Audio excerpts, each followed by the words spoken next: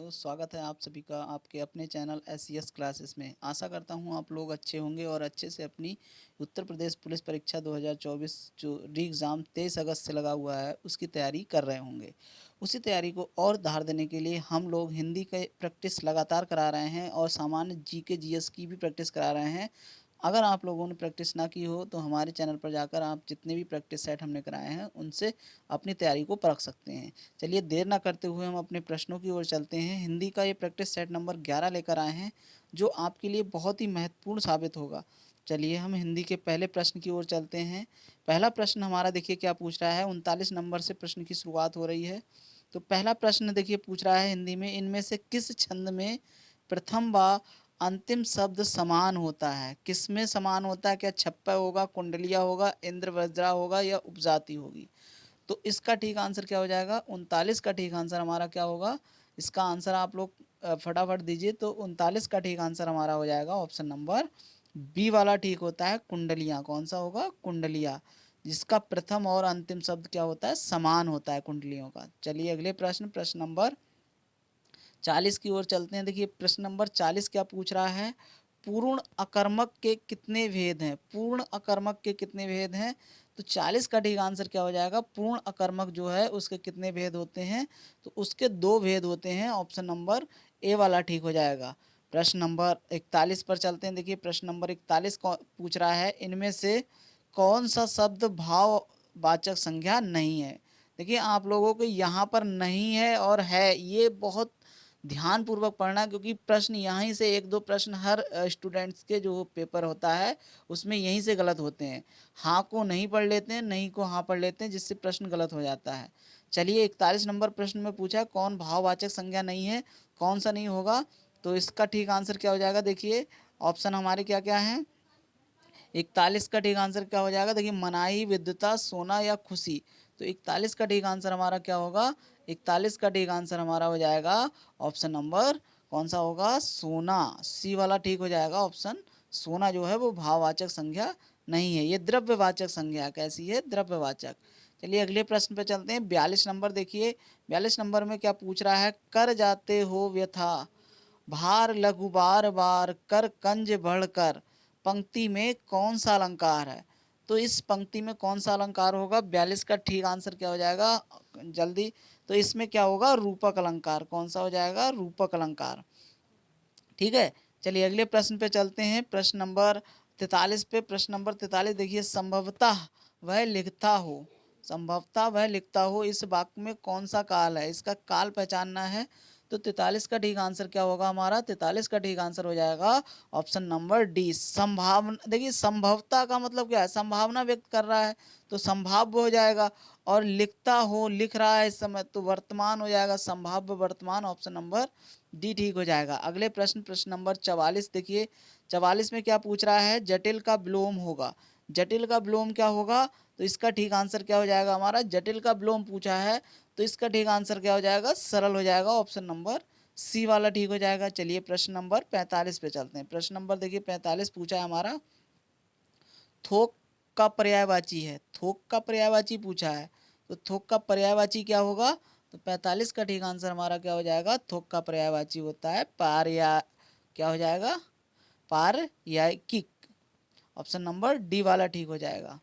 देखिए अगले प्रश्न, प्रश्न नंबर 46 देखिए, निम्नलिखित में द्वंद्व समास बताइए।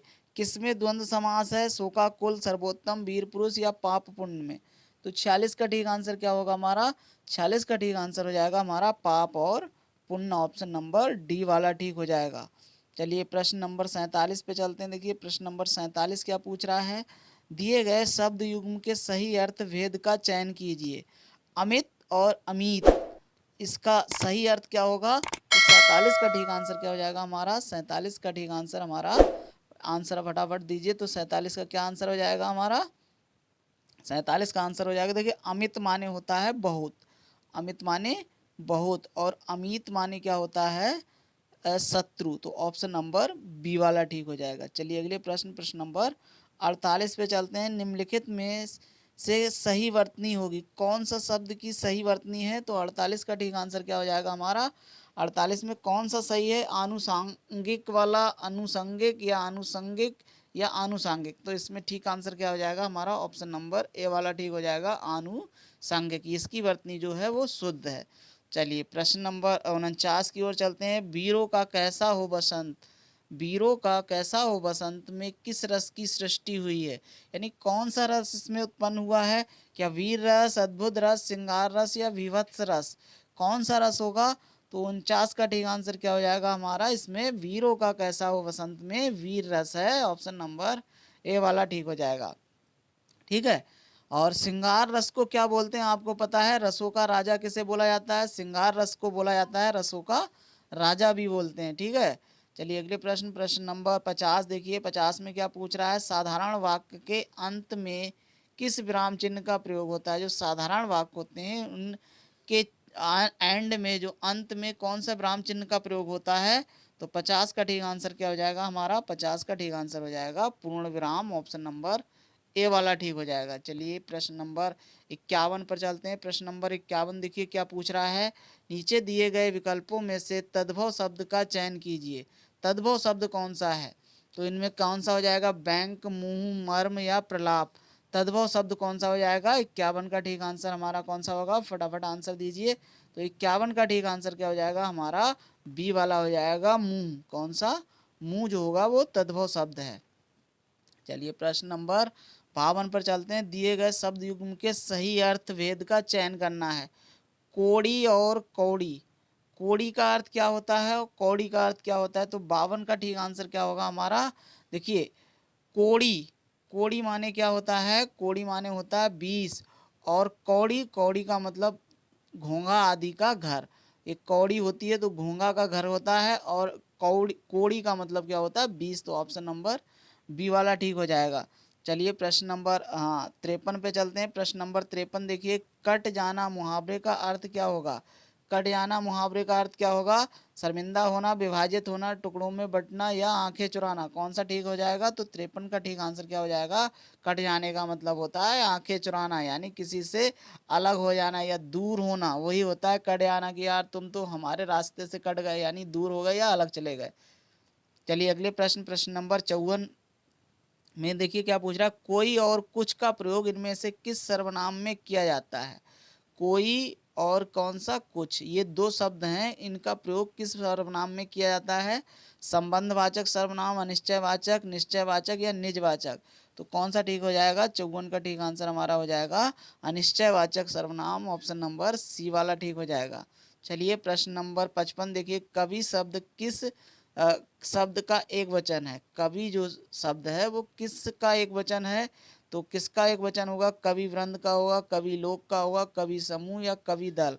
तो इसका ठीक आंसर क्या हो जाएगा 55 का, ये हो जाएगा कवि वृंद, ऑप्शन नंबर ए वाला ठीक हो जाएगा। आपसे प्रश्न ऐसे घुमाकर पूछ सकता है कि कवि का बहुवचन क्या होगा, तो कवि का बहुवचन कवि वृंद होता है, और अगर कवि वृंद का एक वचन पूछे तो क्या होगा, कवि होगा। तो इसका ऑप्शन नंबर ए वाला ठीक हो जाएगा। अगले प्रश्न, प्रश्न नंबर 56 देखिए क्या पूछ रहा है। 56 में निम्नलिखित में से कौन सा आज्ञार्थक वाक्य है। आज्ञार्थक वाक्य कौन सा है, सुरेश को बुलाना चाहिए, अभिषेक पुस्तक लाओ, सुषमा को अभी पढ़ना जरूरी है, तुम्हें बाजार जाना चाहिए। कौन सा आज्ञार्थक है जिसमें आज्ञा दी जा रही है। तो 56 का ठीक आंसर क्या हो जाएगा हमारा, 56 का ठीक आंसर हो जाएगा ऑप्शन नंबर बी वाला ठीक हो जाएगा। देखिए अभिषेक पुस्तक लाओ, अभिषेक को बोला जा रहा है कि यहाँ पुस्तक लेके आना है, तो अभिषेक पुस्तक लाओ, ये वाला अज्ञार्थक वाक्य होगा। चलिए अगले प्रश्न, प्रश्न नंबर 57, पुस्तक पढ़ी जाती है, पुस्तक पढ़ी जाती है में कौन सा वाच्य है, क्या कृतवाच्य होगा, कर्मवाच्य होगा, भाववाच्य होगा या क्रियावाच्य होगा।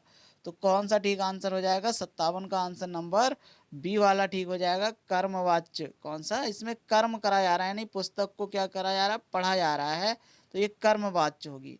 चलिए अगले प्रश्न, प्रश्न नंबर 58 देखिए, से विभक्ति निम्न में से किस कारक के लिए प्रयुक्त होती है। तो से विभक्ति जो है वो किस कारक के लिए प्रयुक्त होती है। तो 58 का ठीक आंसर क्या हो जाएगा, करण कारक। किसके लिए, करण कारक के लिए। देखिए अपादान कारक के लिए भी प्रयोग, अपादान जो कारक है उसके लिए भी प्रयोग होती है से विभक्ति, लेकिन वहाँ से का अर्थ क्या होता है, अलगाव होता है, अलगाव। जब कोई वस्तु किसी दूसरे वस्तु से अलग हो रही होती है तो वहाँ पर अलगाव की स्थिति हो तो तब अपादान कारक होता है और वहाँ पर भी से शब्द लगा होगा। और एक से विभक्ति जो होती है वो करण कारक में भी होती है। तो जहाँ अलगाव में लगी हो से तो अपादान के लिए, और अगर से अलगाव के लिए ना लगी हो तब किसके लिए, करण कारक के लिए। जैसे अगर आपसे कहे कि पत्ते वृक्ष से गिरते हैं, तो पत्ते वृक्ष से गिर रहे हैं, से यहाँ भी लगा है, लेकिन क्या होता है उस से में क्या है, पत्ते वृक्ष से दूर हो रहे हैं यानी अलगाव की स्थिति हो रही, तो वहां पर करण कारक ना होकर संप्रदान कारक हो जाएगा।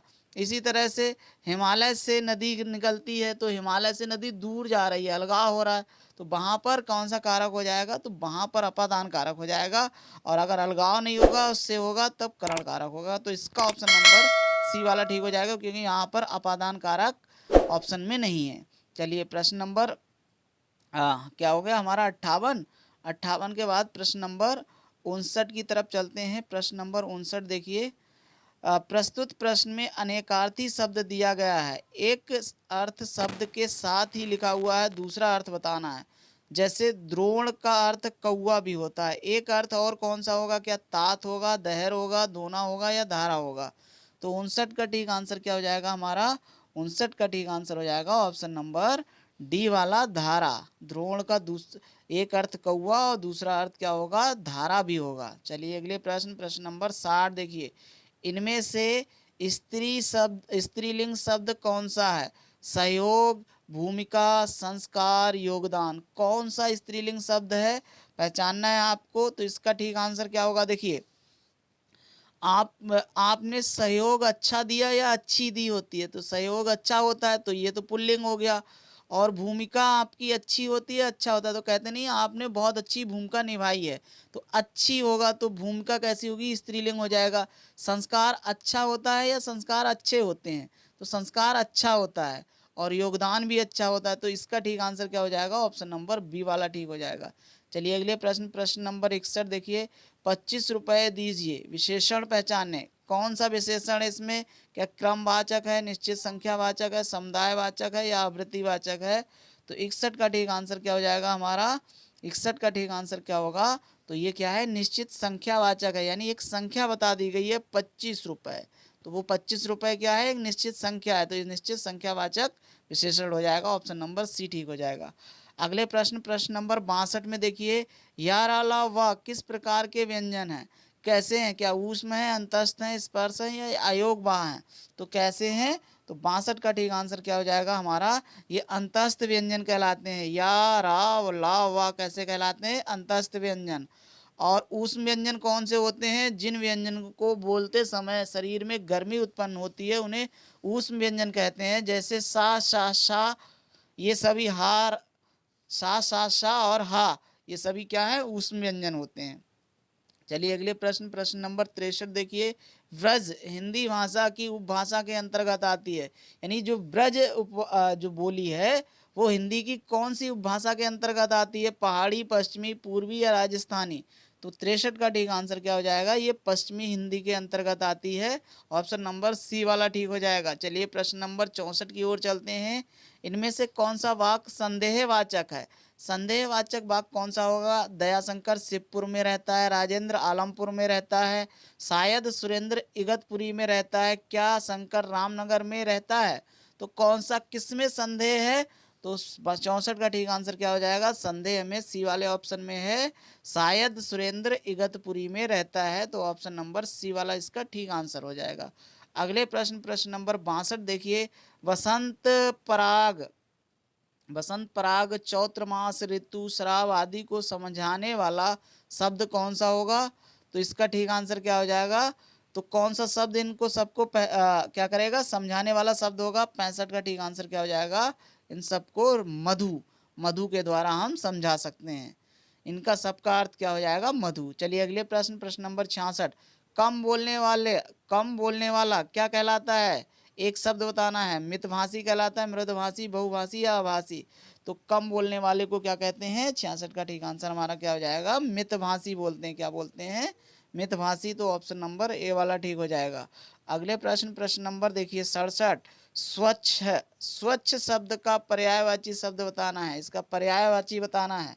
तो स्वच्छ का पर्यायवाची क्या होगा 67 का, 67 का ठीक आंसर क्या हो जाएगा, स्वच्छ का पर्यायवाची निर्मल होता है। जबकि पंकिल क्या होगा, स्वच्छ का विलोम होता है, पंकिल स्वच्छ का विलोम होता है। नीरज, नीरज किसे कहते हैं, तो नीर में जो जन्म लेता है अर्थात कमल को नीरज कहते हैं। क्या कहते हैं, नीरज। कमल का पर्यायवाची क्या होता है, नीरज होता है। नीर में जन्म लेने वाले को नीरज बोलते हैं। और नीरद, नीर को देने वाला कौन होता है, नीरद कहलाता है। यानी क्या किसे कहते हैं, बादल का पर्यायवाची नीरद होता है, जबकि कमल का पर्यायवाची नीरज होता है। और पंकिल क्या होता है, स्वच्छ का विलोम होता है, जबकि पूछा गया स्वच्छ का पर्यायवाची। तो ऑप्शन नंबर डी वाला ठीक हो जाएगा इसका, निर्मल, ऑप्शन नंबर डी।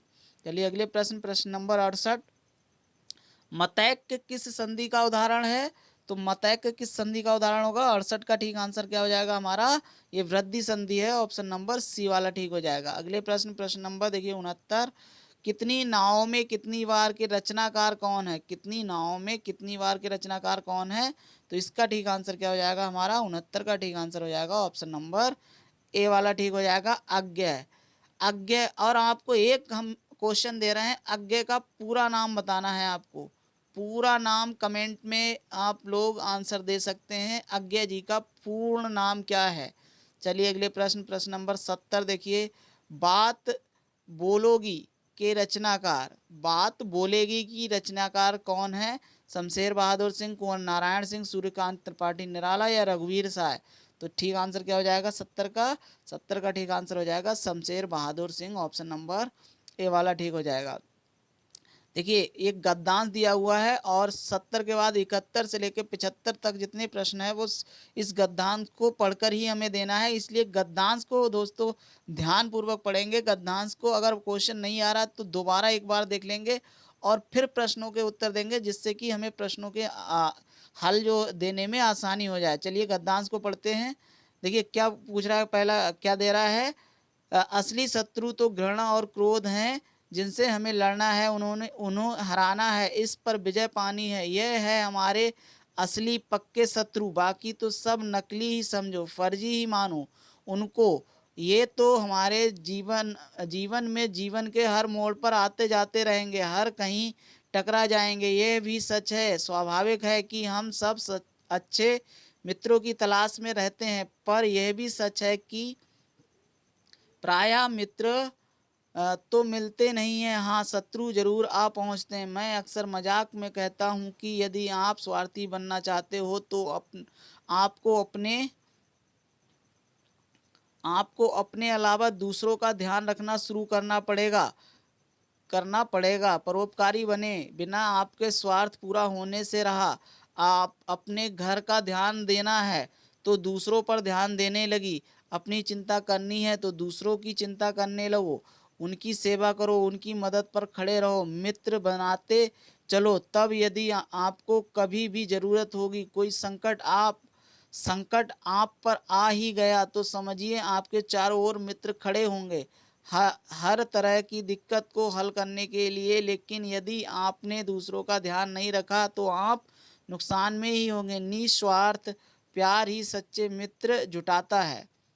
चलिए देखिए प्रश्न नंबर 61 पूछ रहा है। प्रश्न नंबर 61 में क्या पूछा है कि घृणा और क्रोध के अतिरिक्त बाकी चीजों को नकली शत्रु कहा गया है, क्योंकि घृणा और क्रोध क्या है, तो इसका ठीक आंसर क्या होगा, 71 का ठीक आंसर हो जाएगा हमारा कौन सा, नकारात्मक प्रभाव डालते हैं, ऑप्शन नंबर बी वाला ठीक हो जाएगा। चलिए 72 नंबर में देखिए, रिक्त स्थान की पूर्ति करना है, डैश बिना व्यक्ति का स्वार्थ पूरा नहीं हो सकता है, तो कैसे पूरा नहीं हो सकता है, 72 का ठीक आंसर क्या हो जाएगा, दूसरों पर उपकार किए बिना व्यक्ति का स्वार्थ पूरा नहीं होता है, तो ऑप्शन नंबर बी ठीक हो जाएगा।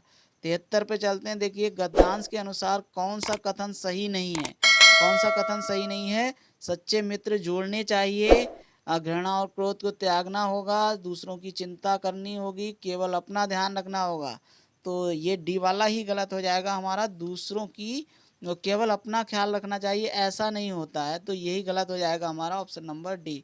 चलिए 74 नंबर प्रश्न, दूसरों की सेवा मदद करने पर कब जरूरत, तो इसका ठीक आंसर क्या हो जाएगा, 74 का ठीक आंसर हो जाएगा सी वाला, दूसरों की सेवा मदद करने पर जरूरत के समय दूसरों की मदद मिल जाएगी, ऑप्शन नंबर सी वाला ठीक हो जाएगा।